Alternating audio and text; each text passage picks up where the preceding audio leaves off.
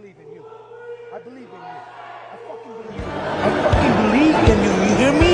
You hear me? Nobody fucking knows what I have in you. But I do. You understand me? I'm so fucking proud of you. Don't ever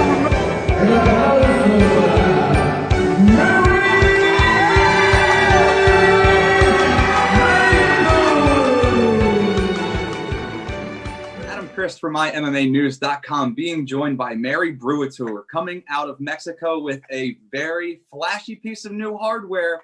She just took down the #1 Mexican female 105-pound Muay Thai fighter, Valeria Ramirez. First and foremost, I got to say thank you, Mary, for joining me. How are you? I'm doing really well. Thanks for having me on the show, Adam.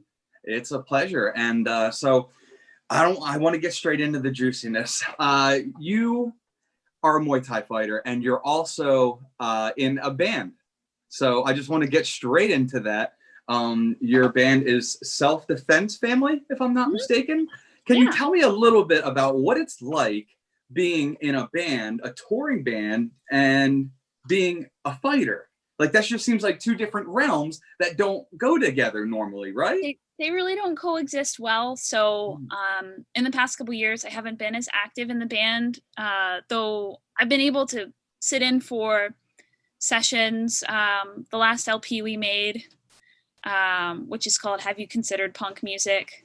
And then I was able to play like a weekend's worth of shows, but it was kind of a Hail Mary because I had to train the Thursday day session and then like drive to New York to rehearse and then come home, train the Friday day session, play Philly that night, train the Saturday day session, and then drive up to New York and play New York that night. So I had to, because I had a fight coming up too, so I had to really make it work so I didn't get in trouble with Rami. But and it's not, that wouldn't be sustainable. That was just exceptional. But having that creative outlet and also performing gives you some of the nerves, not nearly as many, but some of the nerves as fighting, and a similar release.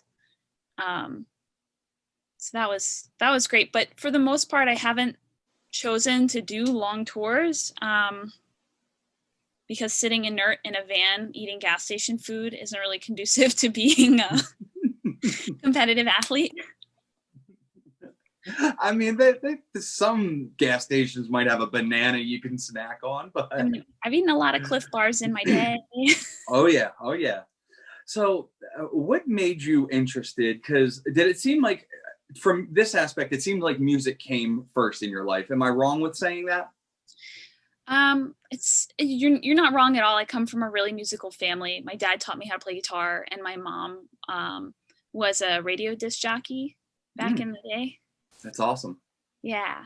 I always grew up playing in punk bands, and then it was through like weirdly enough, I grew up in Richmond, Virginia, and it was through the punk scene that I got involved at my first ever Muay Thai gym, which is a studio down there called Richmond BJJ. Yeah, I don't know why punks love Muay Thai and BJJ so much, but it just wound up playing out like that. Is that a thing in the punk culture right now, Muay Thai and Brazilian Jiu-Jitsu? I think it's been a thing for like the past 15 years, maybe 20 years. Yeah. Really? It's one of those funny, if you made a Venn diagram, you'd be like, this is not a combination I ever would have expected to be nice. Yeah. Well, I mean, you get to take out your aggressions in multiple different avenues, your creativity in multiple outlets. So I do want to talk about your fight, but I'm just so interested in this crossing between fights and music, because as we talked a little bit about before, it kind of touches a little bit closer to home with me, because I grew up with a musician brother, but I was more geared in the sports world of things. So music had a big part of my life. So, and I have music that are friends and everything like that. So this story interests me a lot, needless to say. So when you first got involved in martial arts, what first got you intrigued in this? Because like we said, you were a musician first and foremost, and then what got you into it? Like, where you were like, you know what, I'm going to give this a shot. Wow. As a youth, I took free karate lessons in a basement of a Methodist church in my hometown. And then later, I did some like kickboxing and grappling. I don't remember, but just at a strip mall in the far West End. And then I stopped doing martial arts for a while, and I came back to it in high school. I studied Kung Fu for a while because there was a free program. And I think both niches, like the martial arts world and like punk rock or the music world at large, offered me a sense of belonging. Like, I'm a huge dork. You know, being a queer youth, you just don't feel like you fit in anywhere. And both places were not only refuge, but like you forge such intense bonds with people, and it's, I don't know. I think that the community I found in both places was what kept me in it. Yeah.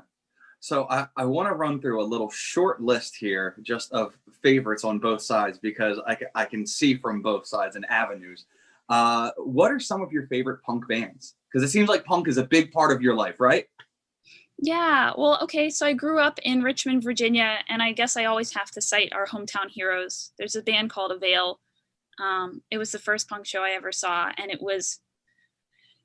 they always played small venues that were jam-packed, and it was total chaos. I was like 100 pounds, and everyone was jumping on each other. I did my first stage dive, and I got totally filthy, and it was really loud. My ears were ringing, and from Virginia, so they didn't ban smoking in venues until well after all the other states. So it was just gross and dirty, and like the high energy of it, I loved it. So you can see how that would appeal to someone who would later pursue martial arts, I guess, or fighting. Absolutely, 100%. So I got to ask, now that you're on the spot, when you've performed in both avenues, so when do you feel the most pressure?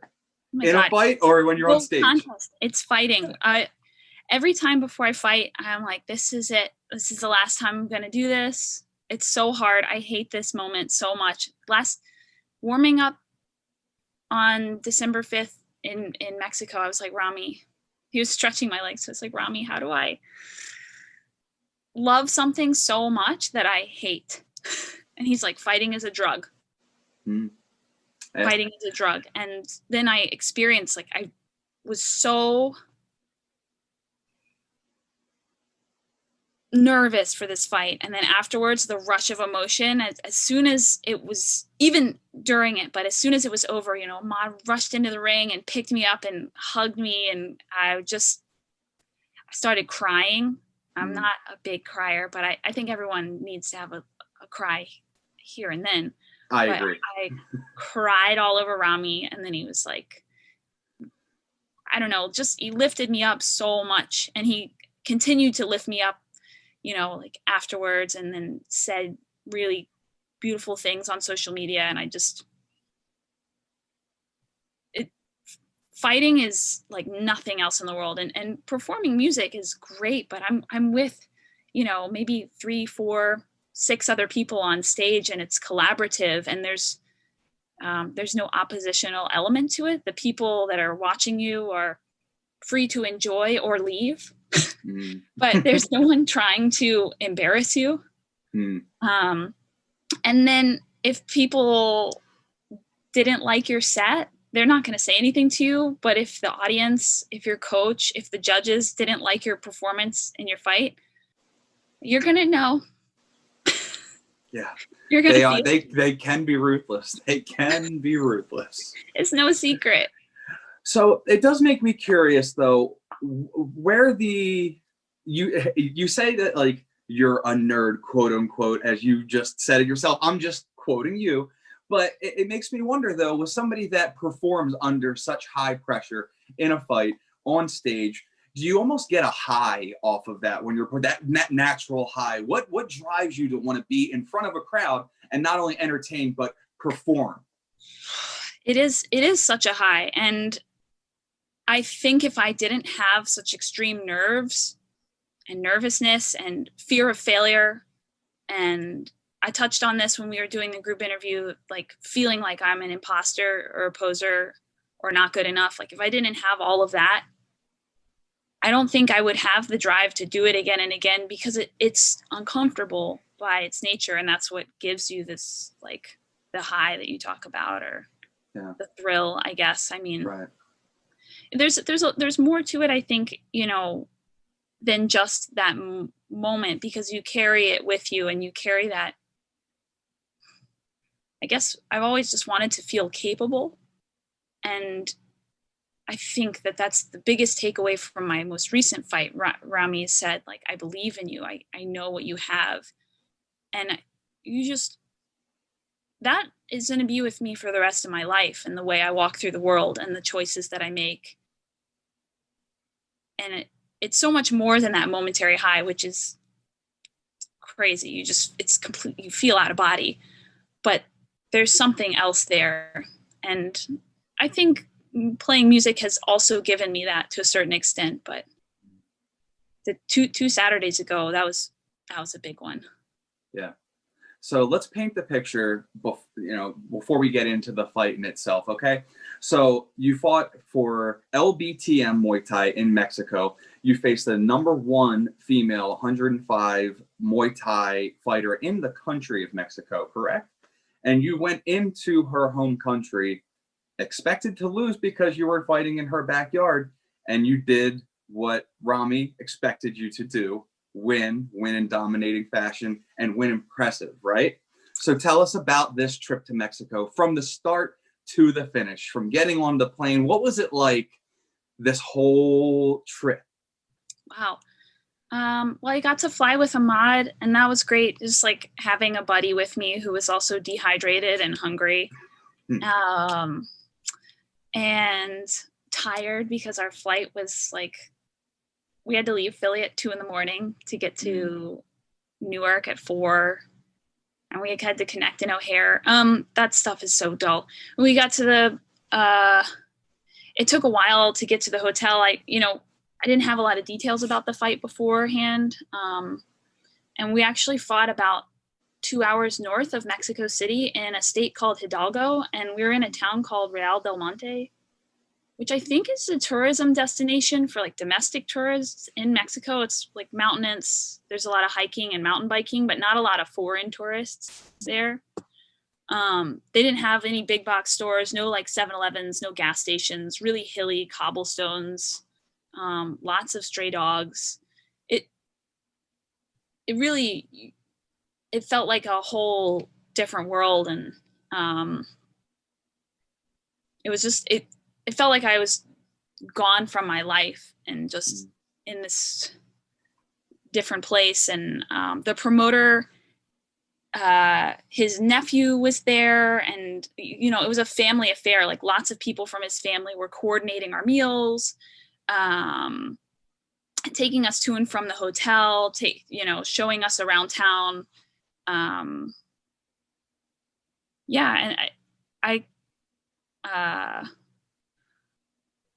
we did the weigh-ins in the town square, and it was beautiful. There's like a big church and all these like cute shops, and they decorated everything for Christmas. And the fight was in this giant gym that was freezing, and they were really, like, I think they were doing their best with being careful about COVID. They sprayed us with disinfectant when we came in, like in the face, which I don't think was actually helpful, but I understand like the impulse. I'm trying to think of like, the fight was wild, and I was the last fight, and I don't love fighting last because the back room just gets emptier and emptier, and you just feel more. It was fine because I think I had the right self-talk for this bout. But that's a hard moment, and I could hear my opponent hitting pads, and it just echoed so much. It was like a big room, and you just wham, bah, bah, bah, bah, bah. I'm like, that's fast. She goes fast. Everything, it just could be like this big boogeyman in your head. Kevin Rhodes was backstage with me, and he's a big talker, so he kept me company. And that was just like really comforting. Kevin's been in my corner in a lot of fights, and just appreciated his presence, you know, because I could hear this other guy, Adele, who is from Oakland, but is close with our gym. I could hear his fight happening, and I could hear by like the crowd when he didn't get the decision. And I was like, oh shit, Adele lost. I'm up next. Like, there's like so many feelings. I'm like, what's Rami going to be feeling? He's going to be mad for sure, because he really cares about this fighter and he's so emotional.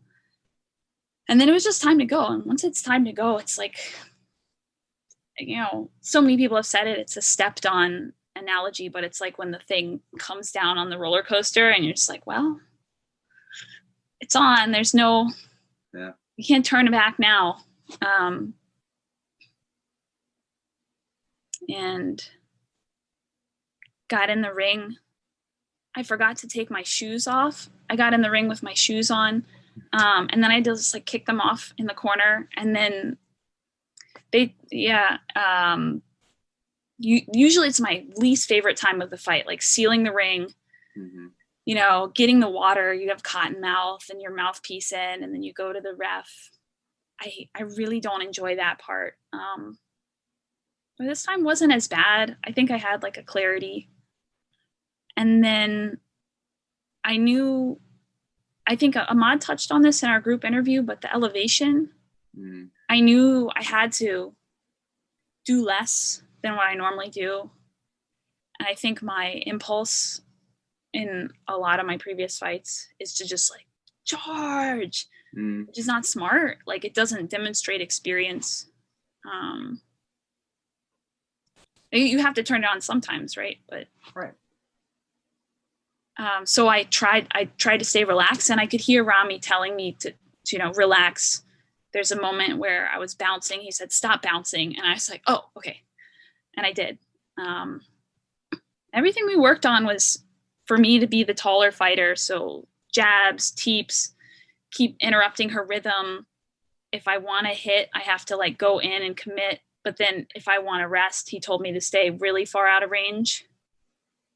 And that adjustment just like saved me from gassing out and helped me just stay in. I just felt really in control in the fight. And she had some mean answers to some of the things that I did. But I wasn't sweating it. I just felt in control. And that is the drug. I was just like, I was feeling myself. In between rounds, Rami told me to blow the camera a kiss. I like kind of. Oh yeah. I'm not really. In the ring, it's like there's a different Mary, and I really like getting to be her for a couple minutes here and there. And then after the fight, you know, Valeria gave me a huge hug. We talked afterwards. She's like, a lot of the women that I fought over the years, like, will become really close friends after, or at least like have a nice correspondence. And I feel like I'll be following her career, and like, I don't know, there's like a kindred bond. I guess that takes us to the end. And, you know, I couldn't sleep I never sleep the night after fights, because you're just like buzzing so hard. Oh, yeah.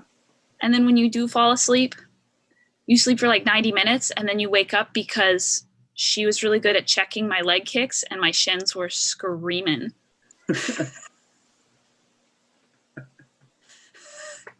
So I just woke up. I don't mean to laugh at you, but it's one of those feelings that I can't imagine. It's like, oh, dude, I just got to sleep. And then the repercussions of the fight happen. It's all fun and games until the bruises start showing up. You have to set them up. You can't just wing them, because, man.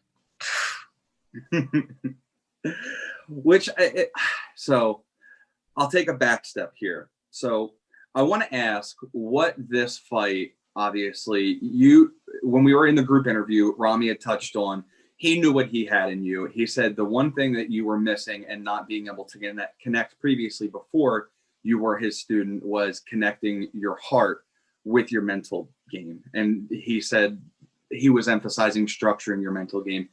Does this performance and everything he said to you and everything given you fighting the #1 female in Mexico, again, big deal. That's a huge deal. You know what I mean? So it makes me curious, that hump that you had in your head, that mental gap that you needed to mend, do you think that's mended together now? Do you think that's fused?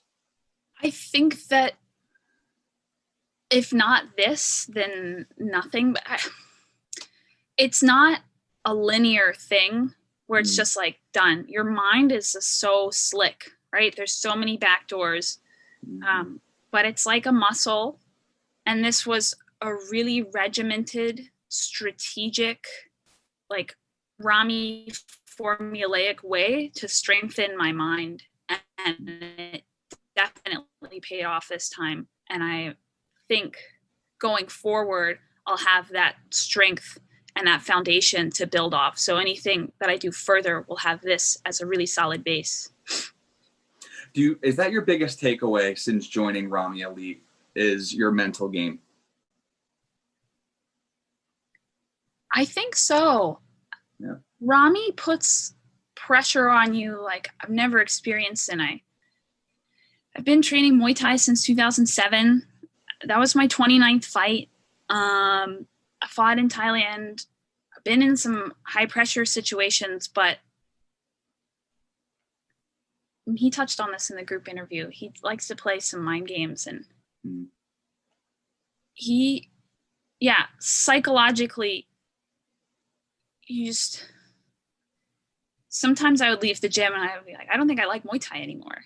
But I know that that's because of the intense pressure, and there's a lot of adages about coal and diamonds that are kind of stepped on, but they're so apt, right? Like you have to have that pressure.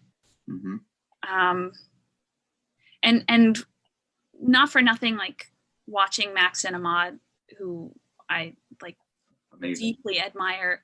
I'm like, wow, those guys are my teammates and they move like that. And they're so stoic. There's nothing on their face, and they're so quick and so evil with their shots. And I'm like, oh, okay. Yeah. Like I've seen them, I've heard them complain about being tired, or I've seen them like have to really grit it out in the gym. I'm like, oh, I was at those sessions with them. We did the same stuff. So that's also a huge mental boost for me, just watching those guys. So what can we expect from 2021 with you? Are you going to go back down to Mexico to defend that belt, or was that a one-off, or what do you have planned, or what do you want for your personal goals? Let's leave it there. It feels like a big question mark because of what's happening with the pandemic. You know, I would love to get vaccinated. I want our gym to survive, and I want other Muay Thai gyms, like all the boutique gyms across disciplines are struggling.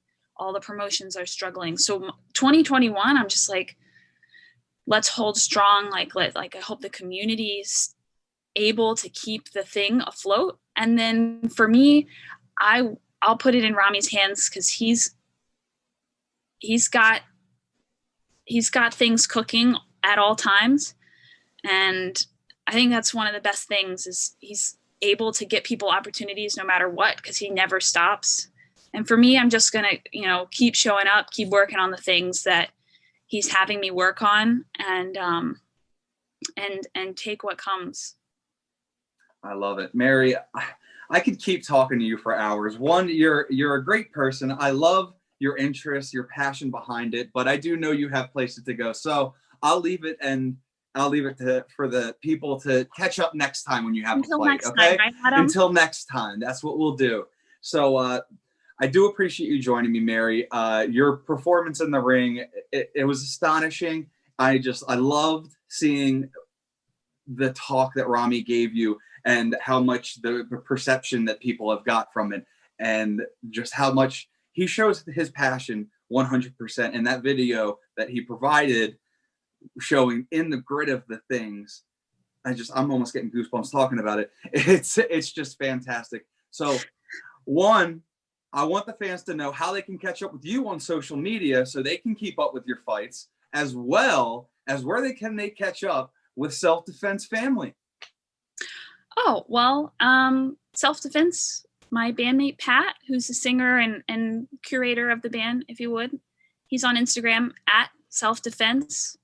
And I think for social media stuff, I'm the most active on Instagram, but I'm not a social media maven by any stretch. It's just my name, Mary, the letter X, and then my last name, Brulatour, 2 U's. Mary, I really do appreciate it. Again, I can continue this for hours, but you got places to go. So congratulations. Thank you so much. It was an honor to talk to you. Now we'll just say you're #1 in Mexico now. So it is what it is, and there's the champ. So thank you so much for joining me, Mary. I appreciate it, and I can't wait to talk to you in the future. Thank you, and happy holidays. Yes, happy holidays. Enjoy it. Stay safe. And enjoy your brand new hardware between that strap and that trophy. You deserved it. Sure. And I look forward to seeing big things out of you in the future. For Mary Brulatour, I'm Adam Christ. Make sure you keep it locked to MyMMAnews.com for all your fight news.